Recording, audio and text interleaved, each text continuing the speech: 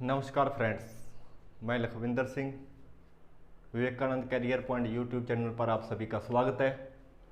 तो हमारा विषय था इतिहास, जिसमें हम पढ़ रहे थे राजस्थान की सभ्यता के बारे में। इसमें हमने पढ़ा था कालीबंगा की सभ्यता।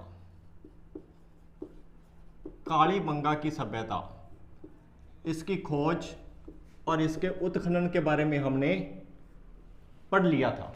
आज हम उसे आगे पढ़ेंगे। आप कोई भी कंपटीशन की तैयारी कर रहे हैं तो मैं इसके बारे में आपको एक लाइन देने जा रहा हूं, जो आप याद रखना, उसमें से कुछ भी छूटना नहीं चाहिए और पूरी की पूरी कालीबंगा सभ्यता उसमें आ जाएगी। वो क्या है? 1952 में जब ए लाल थापर 1952 में जब ए लाल थापर कालीबंगा नगर में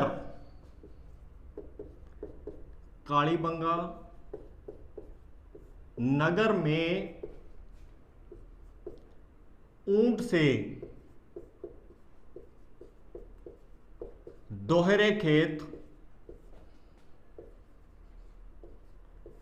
जोत रहा था। 1952 में जब ए लाल थापर कालीबंगा नगर में ऊंट से दोहरे खेत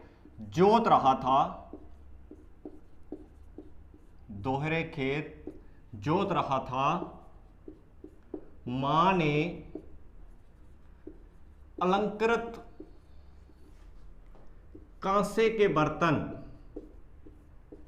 मां ने अलंकृत कांसे के बर्तन में 3 तंदूरी रोटी भेजी। 3 तंदूरी रोटी भेजी। 1952 में जब ए लाल थापर कालीबंगा नगर में ऊंट से दोहरे खेत जोत रहा था, मां ने अलंकृत कांसे के बर्तन में 3 तंदूरी रोटी भेजी। वह पानी लेने के लिए 7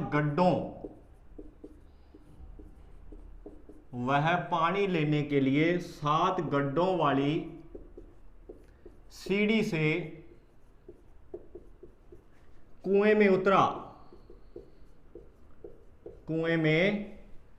उतरा। वह डर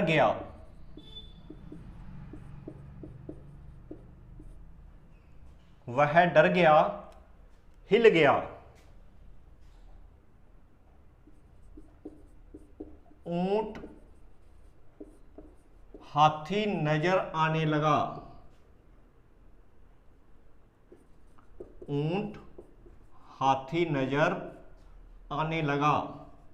वह 5 लीटर का गैलन भर लाया। वह डर गया, मां को बताया तो मां ने उसे ताबीज पहनाया।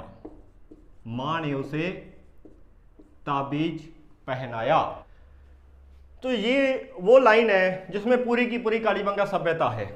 और इसमें से कोई भी कंपटीशन है, चाहे आरएएस, असिस्टेंट प्रोफेसर, रीड पटवारी, फर्स्ट ग्रेड, सेकंड ग्रेड, इससे बाहर जाने वाला कुछ भी नहीं है। तो ये आपको याद रखना है क्या? 1952 में जब ए लाल थापर कालीबंगा नगर में ऊंट से दोहरे खेत जोत रहा था, तो मां ने अलंकृत कांसे के बर्तन में 3 तंदूरी रोटी भेजी। अब वो खाना खाएगा तो खाने के साथ उसको पानी भी चाहिए, हाथ धोने के लिए भी पानी चाहिए। तो वह पानी लेने के लिए 7 गड्ढों वाली सीढ़ी से कुएं में उतरा।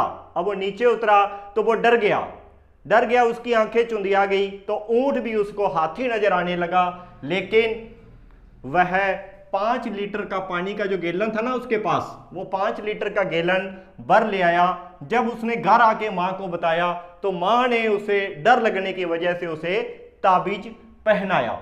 अब देखो 1952, तो सबसे पहले इसकी खोज कब हुई थी? 1952 में। और खोज किसने की थी? ए का मतलब यहां पे होगा अमलानंद घोष। 1952 में इसकी खोज हुई और खोज किसने की कालीबंगा की? अमलानंद घोष ने की। ए से बनेगा अमलानंद घोष और खोज का वर्ष है 1952। फिर आ गया लाल थापर। ये दोनों क्या थे? उत्खननकर्ता थे। ये तो है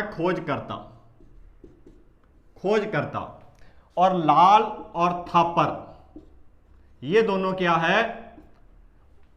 उत्खननकर्ता। इनका पूरा नाम क्या है? बीवी लाल और बी के थापर। याद रखना लाल और थापर से, बीवी लाल और बी के थापर ये दोनों क्या है? उत्खननकर्ता। ये दोनों उत्खननकर्ता। 1952 में जब ए अमलानंद घोष, लाल, बीवी लाल, थापर, बी के थापर। अब देखो इन्होंने उत्खनन कब किया? एक तो है दोनों है बीवी लाल और एक है बी के थापर। ये बी है ना, बी से आपको बना लेना है 8, बन जाएगा। बी से बन गया 8, तो इन दोनों ने क्या किया है? 8 वर्ष तक उत्खनन का कार्य किया है, 8 साल तक। और कब किया? 8 के बाद में कितना आता है? 9 आता है ना। तो इन्होंने खोज के 9 वर्ष बाद, खोज के 9 वर्ष बाद कब हो जाएगा? 1961। कितने समय तक? 8 वर्ष तक। और 61 और 8 कितने हो जाएंगे? 69। तो उत्खनन कब किया उन्होंने? 1961 से लेके 1969 तक इन दोनों ने उत्खनन किया। बी से बन गया 8, दोनों सेम ही आकृति की है ना। बी से 8 बन गया, तो 8 के बाद आता है 9, यानी कि खोज के 9 वर्ष बाद इन्होंने उत्खनन शुरू किया। 8 वर्ष तक किया, 1961 में शुरू किया और 8 वर्ष तक 1969 तक इन्होंने उत्खनन किया। अब आगे आता है कालीबंगा नगर। नगर का मतलब क्या होगा कि यह सभ्यता किस प्रकार की थी? 2 प्रकार की संस्कृतियां मिली है ना, एक नगरीय संस्कृति और एक ग्रामीण संस्कृति। तो कालीबंगा किस प्रकार की संस्कृति थी? नगरीय संस्कृति। नगर से क्या बनेगा? नगरीय संस्कृति। नगरीय संस्कृति, नगर से बन गया नगरीय संस्कृति। उसके बाद में आता है ऊंट। तो यहां से हमें और क्या मिला है? ऊंट की हड्डियां मिली है। याद रखना, रेगिस्तान का जहाज पिछली वीडियो में हमने पढ़ा था ना। ऊंट की हड्डियां मिली है कालीबंगा से। ऊंट के बाद में आता है दोहरे खेत, यानी कि किस प्रकार की फसल बोई जाती थी? इसमें 2 फसलें बोई जाती थी। और एक क्या मिला है? खेत जोत रहा था। क्या मिले हमें? जुते हुए खेत, जुते हुए खेत मिले हैं। और किस प्रकार की फसलें खेतों में बोई जाती थी? दोहरी फसलें बोई जाती थी। कौन कौन सी है दोहरी फसल? एक चना और एक सरसों। आजकल भी बोई जाती है हमारे क्षेत्र में, लेकिन कालीबंगा सभ्यता में भी हमें प्रमाण मिले हैं कि 2 फसलें एक साथ बोई जाती थी। उसके बाद में आता है मां। मां से क्या बनेगा? मां। एक तो जो परिवार थे ना, परिवार मातृस्तात्मक थे, यानी कि जो भी अधिकार मिलते थे ना वो माता से मिलते थे। और एक हमें सिक्के पर एक महिला कुमार देवी का चित्र मिला है। महिला कुमार देवी का चित्र मिला है एक सिक्के पर। ठीक है, मां से मातृस्तात्मक परिवार और एक महिला कुमार देवी का चित्र। और एक जो नहीं मिला है वो याद रखना है आपको। जो बाकी सभ्यताएं है ना, बाकी सभ्यताओं में हमें मातृ देवी की मूर्तियां मिली है, लेकिन कालीबंगा सभ्यता से हमें मातृ देवी की मूर्तियां नहीं मिली है। मातृ देवी की मूर्ति नहीं मिली है, इस बात को ध्यान में रखना। केवल कालीबंगा से मातृ देवी की मूर्ति नहीं मिली है। फिर आगे आता है अलंकृत। क्या आ गया? अलंकृत। अलंकृत का मतलब क्या होता है? यानी कि चित्रकारी, कोई पेंटिंग की हो। ठीक है ना। तो अलंकृत क्या मिला है हमें? अलंकृत एक ईंट मिली है। अलंकृत ईंट मिली है। किसकी ईंट मिली है? फर्श की मिली है, यानी कि हमें डिजाइनदार फर्श मिली है। अलंकृत ईंट मिली है और वो फर्श की ईंट है और उसमें प्रतिषेधी व्रत यानी कि व्रत बने हुए हैं जो एक दूसरे को काटते हैं। प्रतिषेधी व्रत आकृति की हमें फर्श मिली है कालीबंगा सभ्यता से। और फिर आ गया कांसे का बर्तन। कांसे का बर्तन, यहां पे आपको बर्तन की जगह याद रखना है दर्पण। क्या मिला है हमें? कांसे का बर्तन, बर्तन की जगह आपको याद रखना है दर्पण। एक कब्र से मिला है। कहां से मिला है? एक कब्र के पास से हमें कुछ घरेलू सामान और एक कांसे का दर्पण भी मिला है। कांसे का बर्तन, कांसे के बर्तन से आपको याद रखना है कांसे का दर्पण। फिर आगे आता है तीन। तो तीन से क्या बनेगा कि सबसे पहले खोज हुई हड़प्पा की, उसके बाद में मोहनजोदड़ो, ये दोनों नगरीय सभ्यता थी। तो उसके बाद में आता है तीसरा कालीबंगा। एक राजस्थान के प्रसिद्ध इतिहासकार हैं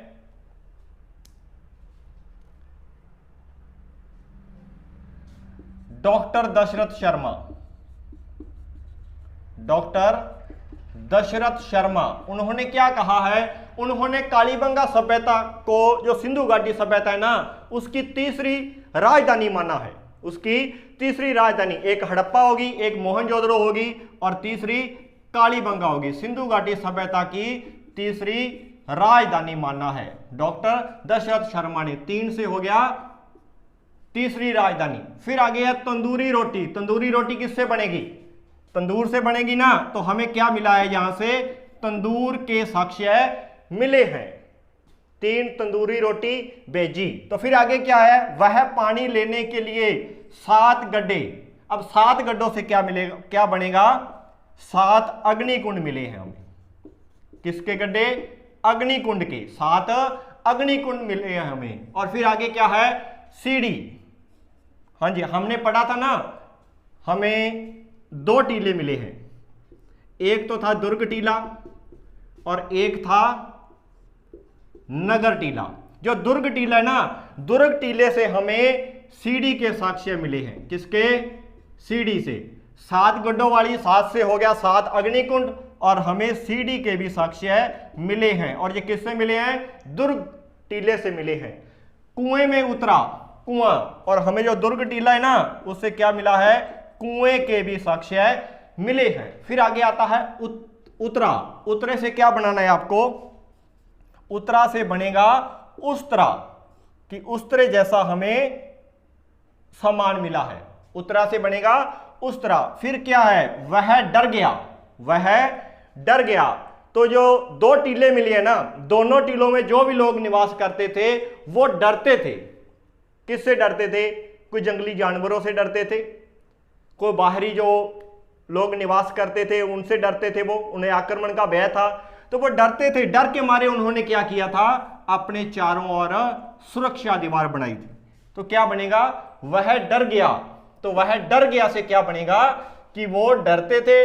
डर के बचने के लिए उन्होंने अपने बचाव के लिए दोनों टीले अलग अलग एक सुरक्षा प्राचीर से गिरे हुए थे। और क्या मिला है हमें? सुरक्षा दीवार। दोनों टीलों के दोनों ओर सुरक्षा दीवार मिली है। और सुरक्षा दीवार की प्रारंभिक चौड़ाई है 1.98 मीटर और जो बाद में ये 3 से 4 मीटर चौड़ी बनाई गई है। और इसको कच्ची ईंटों से बना हुआ है। ये दीवार किससे बनी हुई है? ये दीवार कच्ची ईंटों से बनी हुई है। और कच्ची ईंटों का ज्यादा प्रयोग होने के कारण इसको क्या कहा जाता है? दीनहीन बस्ती कहा जाता है। दीनहीन बस्ती कहा जाता है कि जो भी मकान बने हैं, जो भी दुर्ग बना है, जो भी सुरक्षा प्राचीर बनी है, ज्यादातर सभी कच्ची ईंटों से बनी है। और कच्ची ईंटों से बने होने के कारण इस बस्ती को, कालीबंगा सभ्यता को दीनहीन बस्ती कहा जाता है। केवल पक्की ईंटों का प्रयोग कहां होता था? कुछ नाली निर्माण और स्नानागार। नाली निर्माण, स्नानागार और कुआं, तीनों में पक्की ईंटों का प्रयोग हुआ है। बाकी पूरे के पूरे मकान कच्ची ईंटों से बने हुए हैं। फिर आगे वह हिल गया। और भूमि का हिलना क्या कहलाता है? भूकंप। हिल गया से क्या बनाना है आपको, भूमि का हिलना। भूमि का हिलना क्या हो जाएगा, भूकंप हो जाएगा।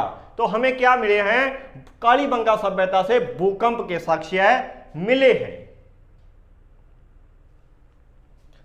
अब कालीबंगा सभ्यता के 5 सत्र मिले हैं। कितने सत्र मिले हैं, 5। तो 5 लीटर है ना, 5 लीटर से आपको याद रखना है कितने सत्र मिले हैं, इसके 5 सत्र मिले हैं। और जो पहला और दूसरा 2 सत्र है ना, पहला और दूसरा 2 सत्र है, ये दोनों सत्र प्राग सिंधु सभ्यता के हैं। किसके हैं ये, प्राग सिंधु सभ्यता के, यानी कि सिंधु सभ्यता से पूर्व में ये बस्ती बस चुकी थी, उससे पूर्व के हमें 2 सत्र मिले हैं। और ये माना जाता है कि इन दोनों सत्रों का जो विनाश हुआ है ना, वो भूकंप से हुआ है। पहला और दूसरा दोनों सत्र का विनाश भूकंप के कारण हुआ था। और इसको कब माना जाता है, 2600 ईस्वी पूर्व, 2600 ईस्वी पूर्व की भूकंप के साक्ष्य हमें मिले हैं कि 2600 ईस्वी पूर्व इन दोनों सत्रों का विनाश हो गया था। उसके बाद में जो बस्ती बसी है उसे सिंधु घाटी सभ्यता के समकालीन कहा जाता है। यानी कि पीछे 3 सत्र बच गए ना, तीसरा, चौथा और 5वां, ये किसके हैं, सिंधु घाटी सभ्यता के समकालीन, सिंधु घाटी सभ्यता के ये समकालीन सत्र है। यानी कि भूकंप के साक्ष्य 2600 ईस्वी पूर्व, तब उससे पहले ये बस्ती 2 बार बस चुकी थी। दूसरी बार इसका विनाश हुआ, भूकंप के कारण इसका विनाश हुआ। भूकंप के साक्ष्य हमें यानी कि दीवारों में दरारें मिली है। अब आगे आ गया, ऊंट हाथी नजर आने लगा। ऊंट हाथी नजर आने लगा, तो इससे क्या मिलेगा कि हमें हाथी के बारे में भी कुछ मिला है। क्या मिला है हाथी के बारे में, 2 चीज मिली है, दोनों ध्यान रखना कि जब वह पानी लेने के लिए गड्ढे में नीचे उतरा तो उसकी आंखें चुंदिया गई। तो फिर उसने ऊंट की तरफ देखा तो ऊंट उसे हाथी नजर आने लगा। तो हाथी, एक तो हमें मिली है हाथी दांत की कंघी, हाथी दांत से बनी हुई कंघी मिली है। और दूसरा क्या मिला है हमें, एक पूरा हाथी दांत मिला है, एक पूरा हाथी दांत मिला है। ये याद रखना, हाथी से बनेगा, एक तो हमें हाथी दांत की कंघी मिली है और दूसरा एक पूरे का पूरा हाथी दांत मिला है। फिर आगे है, ऊंट हाथी नजर आने लगा, वह 5 लीटर का गैलन, गैलन से आपको याद रखना है क्या बनेगा, गैलन से आपको याद रखना है बेलन, बेलन से आपको बनाना है बेलनाकार। क्या मिला है यहां से, बेलनाकार मोहर मिली है। क्या मिली है, बेलनाकार मोहर। तो यहां आपको गैलन, गैलन से क्या बनाना है, बेलन, और यहां से हमें एक बेलनाकार मोहर मिली है। और बेलनाकार मोहर है कौन सी सभ्यता की, मेसोपोटामिया सभ्यता की। मेसोपोटामिया सभ्यता कहां थी, ये इराक में थी। मेसोपोटामिया सभ्यता की हमें मोहर मिली है कालीबंगा सभ्यता से। अब मोहर आएगी कैसे आएगी, कोई कालीबंगा से कोई मेसोपोटामिया से कालीबंगा आएगा या कोई कालीबंगा से मेसोपोटामिया जाएगा तो वो अपने साथ मोहर लेके आएगा। यानी कि हमें क्या पता चलता है कि इनका वस्तुओं का आदान प्रदान होता था, यानी कि व्यापार होता था। मेसोपोटामिया सभ्यता है कहां, ये इराक में है। दज्जला फरात नदियां बहती है ना, दज्जला फरात नदियों के मध्य ये सभ्यता बसी हुई थी और उनका कालीबंगा सभ्यता से उनका व्यापार होता था। वह 5 लीटर का गैलन भर लाया, फिर मां ने उसे क्या पहनाया, ताबीज पहनाया। और हमें किसके साक्ष्य मिलते हैं, ताबीज के साक्ष्य मिलते हैं। क्या है, एक ताबीज भी मिला है। क्या मिला है, एक ताबीज मिला है। अब हमने पहले पढ़ा था अलंकृत के बारे में। अलंकृत में हमने पढ़ा था चित्रकारी यानी कि पेंटिंग। अलंकृत का अर्थ चित्रकारी। तो हमें जो मृदबाण मिले हैं ना, मृदबाण पर हमने पशु पक्षियों के बहुत से चित्र भी मिले हैं। हूबहू पशु पक्षियों के चित्र मिले हैं, यानी कि बहुत बढ़िया पेंटिंग उनके ऊपर की हुई है। लाल रंग के मृदबाण है और उनके ऊपर काले रंग से पेंटिंग की हुई है। जैसे कि आजकल घरों में मटके या मृदबाण वो चलते हैं, लाल रंग के, उनके ऊपर काले रंग से चित्रांकन किया होता है। तो हमें चित्रकारी में भी ये आगे थे और हमें पशु पक्षियों के चित्र मिले हैं। एक हमें बगुले की आकृति मिली है। क्या मिला है? बगुले की आकृति। और आकृति कैसी मिली है कि ये बगुला पंख फैलाए हुए है। क्या है? पंख फैलाए हुए है। ऐसे लग रहा है कि जैसे ये उड़ रहा हो। बगुले की आकृति मिली है और बगुले के ये दोनों पंख है वो दोनों पंख खुले हुए हैं। हाथी के साक्ष्य मिले हैं, हाथी दांत मिला है और हाथी दांत से बनी हुई कंघी मिली है। मेसोपोटामिया की बेलनाकार मोहर मिली है, ताबीज मिला है और यह चित्रकारी इनकी प्रसिद्धि, सिद्धार्थ से ये चित्रकारी में। तो समझ में आया? ये लाइन है, ये आपको पूरी की पूरी लाइन आपको याद रखनी है। इसमें ही आपकी पूरी कालीबंगा सभ्यता आ गई है। धन्यवाद।